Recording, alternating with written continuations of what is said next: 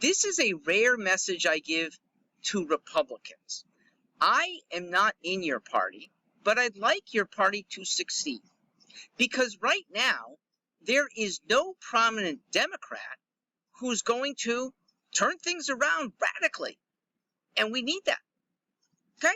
So, you have not my allegiance, but my hope that you're going to end up with a candidate that beats the Democrat. And you're not going to get that from Donald Trump. So, here is a no Trump plan for you. The situation is dire because your situation, the way primaries are won and the vast majority, sometimes 100% of the delegates, go to the plurality winner, not a 50% winner. Donald Trump will get 50% in very few states, but he'll get the plurality in almost every one, maybe every single one of them, okay? All it takes is 30% in a field of many candidates, and there are 12 major candidates in your party right now. So, how to stop what looks like a train wreck? And it will be a train wreck in terms of if Trump goes up against any half-baked, and I'm including Joe Biden in here, he's half-baked, he's going to lose, okay?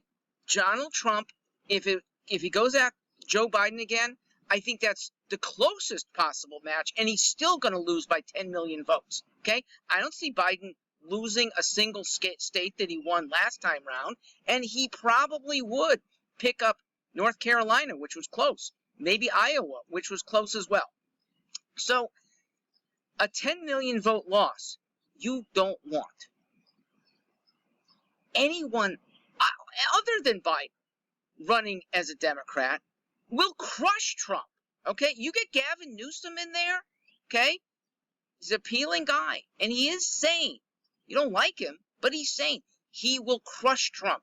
You get Alex Padilla, the mild-mannered but Latino. I think any U.S. senator east of Hawaii would beat Trump handily. If you got Senator Padilla, and especially if he nominates another Latino for VP, take one of the Castro brothers in Texas. Texas is gone. You have no chance, and they will probably realign Congress for the rest of the decade.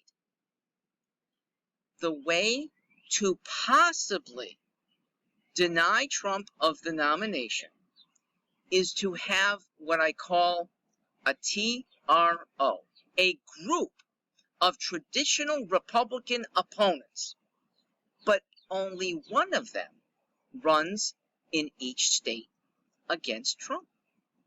The TRO becomes a group of these lesser polling, I'm not saying lesser in quality, lesser polling Republicans, and they select. So that in maybe all 50, my suggestion is 48 out of 50 states, following the New Hampshire and the Iowa caucuses.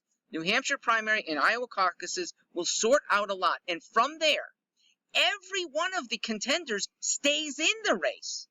And maybe even more. The most appealing person to win a state from Trump in the future primaries becomes the TRO candidate. Okay? Now, fortunately, the geography is pretty well dispersed so that they're rarely going to compete for their own home state.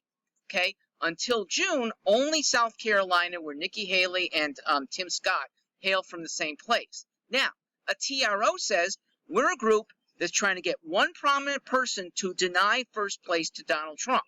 And Tim Scott might be in South Carolina better than Nikki Haley for it. She goes away, but she might be better in Massachusetts, Maine.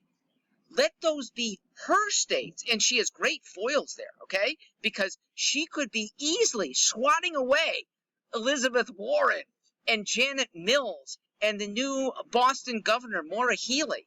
Very good foils to have Nikki Haley win a convincing victory in Massachusetts and Maine, denying Trump the #1 slot. Meanwhile, Tim Scott can go win South Carolina. Now, as of June, we got a second entrant in Florida. That's Mayor Suarez. And his entrance makes Florida no longer a clear DeSantis state. Okay, Trump could win if opposed by DeSantis and Suarez at the same time. Let one of them go away. And I suggest Mayor Suarez, who could do very well in Arizona, in New Mexico, maybe Puerto Rico, maybe Colorado. Each of these candidates takes 1, 2, or 3 states where he can perform. Now, there can be some people in the Republican primary who don't even want to be president, but they don't want Trump to be president. And thus, maybe at this point, Ben Carson would be the best candidate in his home state of Maryland. Rand Paul in Kentucky would crush Trump. He'll win the delegates for Kentucky. All the TRO candidates then have a convention, an informed convention, where they can end up selecting, as old-fashioned conventions did, a president and a vice president. They can do then a better job of figuring out the team that's most likely to win in November. They could even select a cabinet from all these very good candidates, and Trump might even be in the cabinet, okay? They cobble together at the Republican convention, or hopefully a little beforehand, what their plan is for defeating the Democrats, which every Republican wants. Oh, one other, Texas. Who might be the very best vote getter besides Donald Trump for Republicans in Texas? He doesn't want to be president again. In fact, he can't. How about President Bush? Which would be really cool if he were the candidate for Texans and, say, Louisiana, too. Jeb Bush would love that. And it would deny Donald Trump the #1 slot. That coalition, the TRO candidates, who end up together getting more votes, more delegates for the convention, then can pledge 1 VP and 1 VP. Is it possible that even they could see a light that says, well, Donald Trump's actually our best chance of beating the Democrats? It is possible, okay? So it doesn't knock out Trump, but it keeps him from getting a first ballot nomination. It's a shame that that wasn't in place in 2020. Oh. Now, will all the candidates join in the TRO against Trump? Probably not, okay? It's hard to keep somebody who has the hubris, and that's not a horrible word, but the self-confidence at least, to run for president seriously, to say, you're not the best. Many recognize that they're not going to be polling the best, and they will be part of the TRO. But I'm not sure Vivek Ramaswamy wants to go that route. I don't think Mike Pence wants to go that route. Okay, they may go their own way, but then they will be competing for 2028. It won't be for 2024.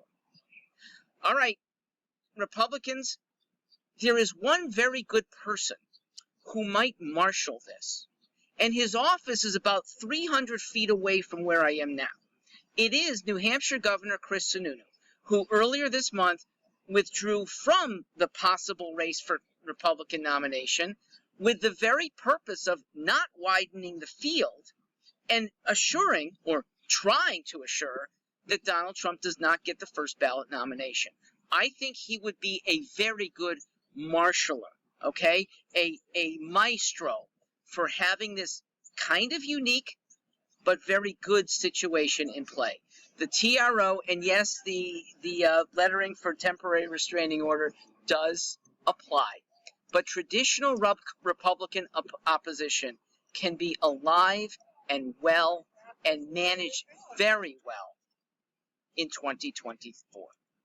Okay? Once Iowa and New Hampshire votes are in, I think a combination and assembly, hopefully right here in New Hampshire, where the candidates will all be anyway, and they can then hash out what they will do for the following 5 months to have one of them in each state, and with it, keep Donald Trump from that early first ballot nomination. Republicans, good luck.